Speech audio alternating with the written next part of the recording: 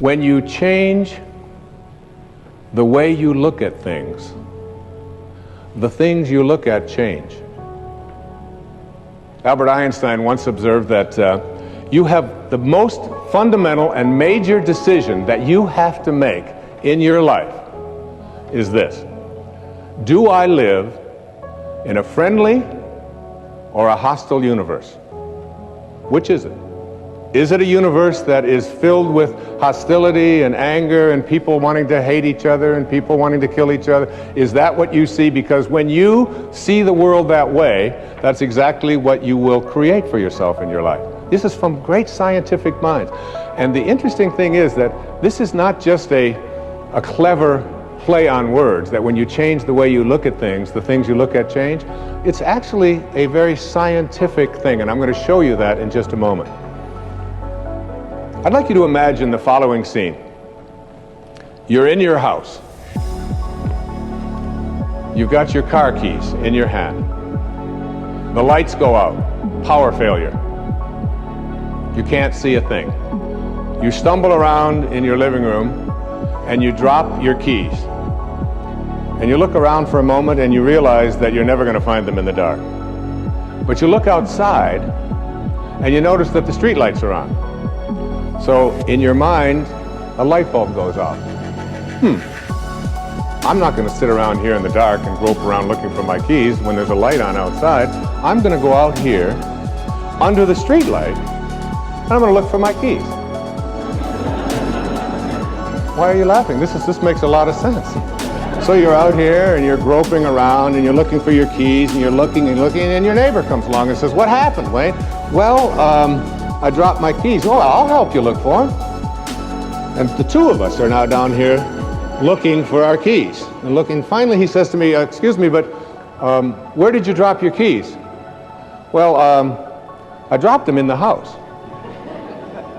He said, "You mean to tell me that you dropped your keys in the house and you're looking for them out here in the streetlight? Doesn't make any sense." And I said, "Well, it doesn't make any sense to grope around in the dark when there's light out here."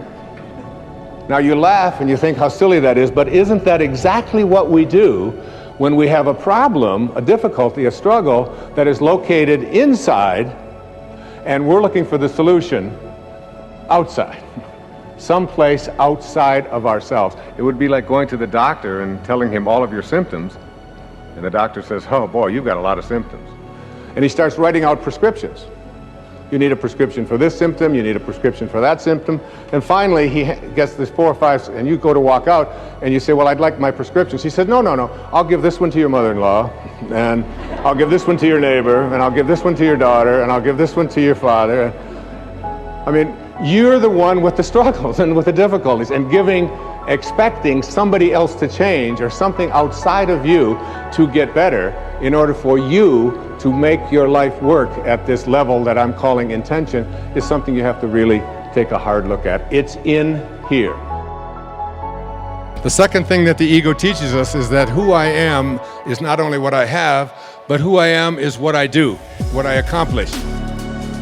And so we spend a big hunk of our lives believing that the way that we become, quote, successful, happy, fulfilled, self-actualized, whatever it might be, is on the basis of what I accomplish, what my resume looks like, how many promotions I get.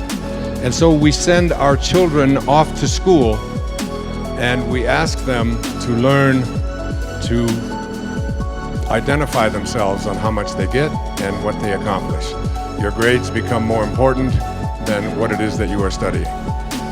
What you own, what clothes you wear, what labels you have, and so on.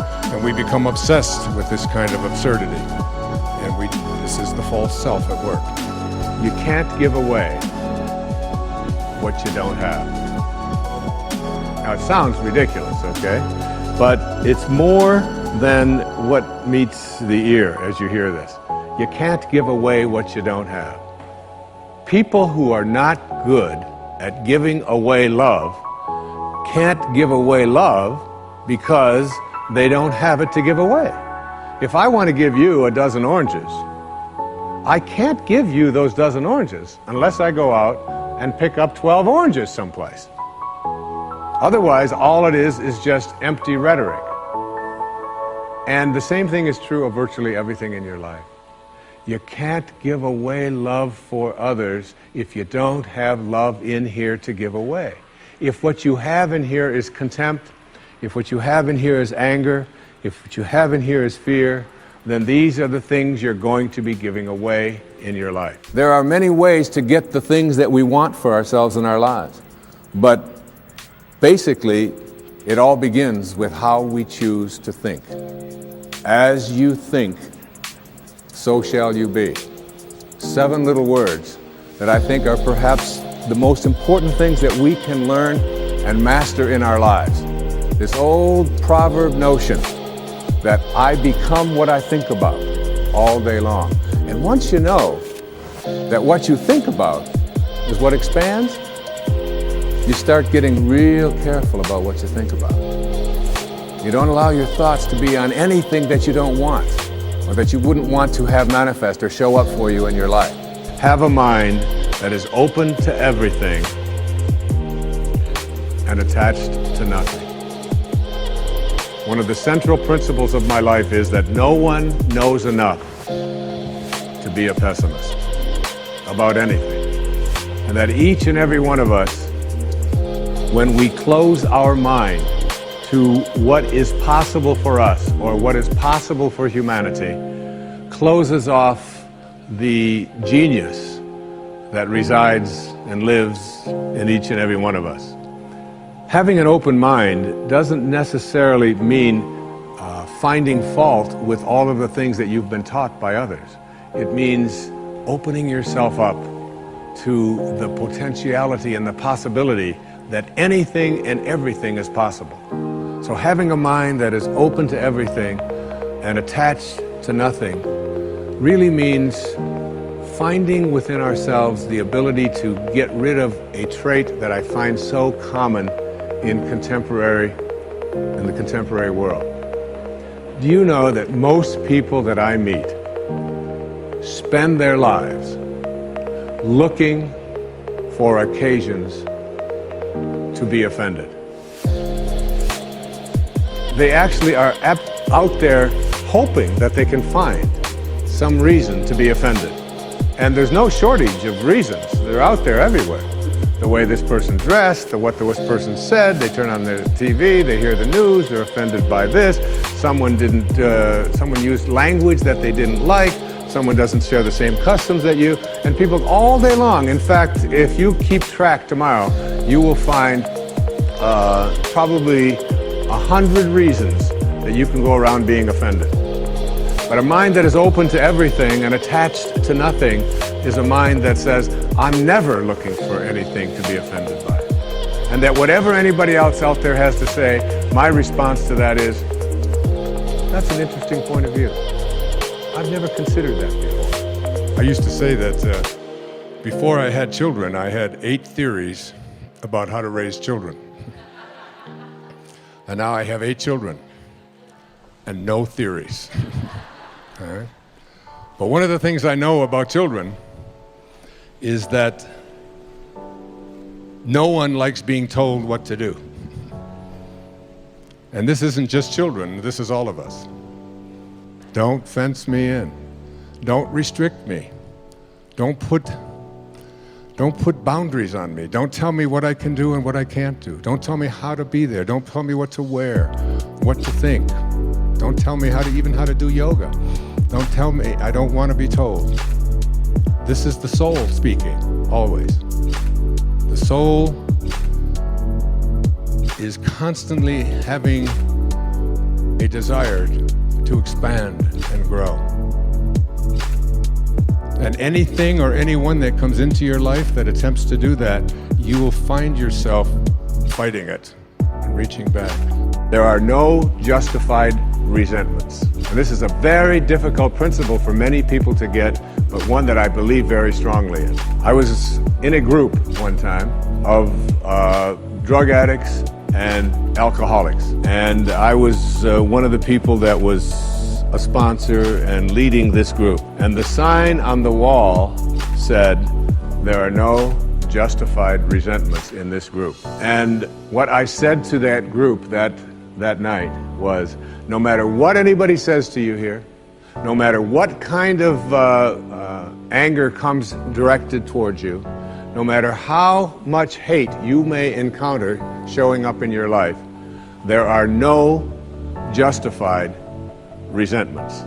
Meaning that if you carry around resentment inside of you about anything or about anyone, and I'm talking about the person that you lent money to and hasn't paid you back, I'm talking about the person in your life that you feel was abusive in your life, I'm talking about the person who walked out on you and left you for somebody else, I'm talking about all of the things that you have justified in your heart and in your life that you have the right to be resentful about. And I'm suggesting to you that those resentments will always end up harming you and creating in you a sense of despair. I've often said that no one ever dies from a snake bite. The snake bite will never kill you. You cannot be unbitten. Once you're bitten, you're bitten. But it's the venom that continues to pour through your system after the bite that will end up destroying you. In my mind, as I think about this idea of getting what you really want and being able to attract it into your life, what we have to look at is basically the obstacles that we have conditioned ourselves. You notice I say that we have conditioned ourselves, because I've never believed that we need to be putting the responsibility on someone else. If you're conditioned, it's because you have allowed yourself to become that. And if we are conditioned, if we've conditioned ourselves to believe certain kinds of things, and one of the things that we kind of believe and hang on to and live with is this whole idea that all of the things that happened to me in my past are what are keeping me from doing what I'd like to do today. So we hang on to these things and we fill ourselves with blame. We say, I'm the middle child. I'm the youngest child. I'm the oldest child. I'm an only child. Any one of those is a great excuse. You know, if you're the youngest child, you can say, well, you know, how could I be making decisions for myself and be a fully functioning person today when I always had somebody else telling me what to do my whole life? How could I think for myself? If you're the oldest child, you can simply say to yourself, well, how could I be expected to think for myself? I always had to think for somebody else. I was always doing it for somebody else. And that leaves the middle child, you know, the classic identity crisis. Oh, poor me. My mother didn't even know my name. She was always calling me by this one's name or that one's name. So I don't know where I fit in. So that takes care of everybody except the only child. And of course, the only child. So everybody with their birth order, or with their mother liked their sister better, or that we had enough, or we didn't have enough, or we had too much, or we lived in the north, we lived in the south, I'm too tall, I'm too short, I've got too much hair, I don't have enough hair, it's falling out, it's not falling out, whatever it is, we all have these excuses. And I call all of these things that we hang on to and use to keep ourselves from reaching these higher places in our lives, the wake. I call it the wake. And the wake is comes from a story that I heard Alan Watts tell one time. It was a very powerful story. He said, your life is like a boat, and it's heading up the river at, say, 40 knots. And as it's going, you are somehow able to metaphorically stand on the stern, the back of the boat, and look down into the water. Now there goes your life in this direction, and you're standing here and you're looking down into the water, and you ask yourself these three questions. The first question, what is the wake? What is it? What is this thing that you see? And the answer, the wake is the trail that is left behind. That's what it is. Nothing more, nothing less. It's the trail that is left behind. Second question to ask yourself in this little metaphor, what's driving the boat? What's making this thing go in this direction? The answer, the present moment energy that's being generated by the engine, and nothing more. That's the only thing that's making the boat go in this direction. And in this little scene, this means it's the present moment thoughts that I have and how I am using them that is making my life go in this direction, and nothing more. Because the third question is the most important and powerful question. And ever since I heard it, I've always thought about this whenever I have a tendency to look back here and blame something.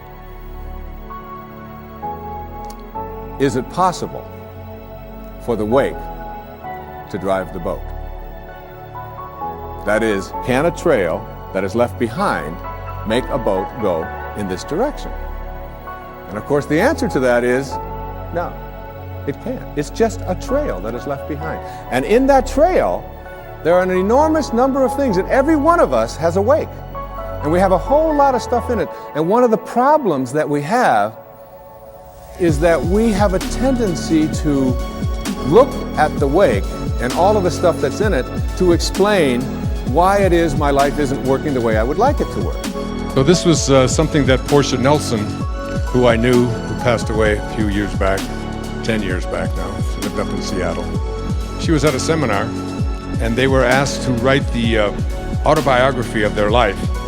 So write out chapter 1 of your life and just go to where you are today. And I remember doing this very same thing, but what she wrote was so brilliant that I asked her daughter if we could put it on public television, which I did in the most recent show, and we made a contribution to Portia's work. So this is what she wrote down in the chapter 5 of her life. Chapter 1, she said, I walk down the street. There's a deep hole in the sidewalk. I fall in. I'm lost. I'm helpless. It isn't my fault, and it takes forever to find a way out. Chapter 2 of my life. I walk down the same street. There's a deep hole in the sidewalk. I pretend I don't see it. I fall in again. I can't believe I'm in the same place. It isn't my fault. It still takes a long time for me to get out. Chapter 3 of my life. I walk down the same street. There's a deep hole in the sidewalk. I see it there. I still fall in. It's a habit. But my eyes are open. I know where I am, and it is my own fault, and I get out immediately. Chapter 4 of my life. I walk down the same street. There's a deep hole in the sidewalk. I walk around it. Chapter 5 of my life. Finally, I walk down another street. Isn't that great? Next principle I call don't die with your music still in you. And who better to quote than Thoreau right here in Concord when he talked about some of us hear a different drummer and we must march to the music that we hear. But all of you, everybody watching, everybody here in this beautiful parish, all of you have some music playing. And all of you have a heroic mission. There's no accidents in this universe. We all show up here with a purpose. There's an intelligence that is a part of everything and everyone, and all of us are connected to it.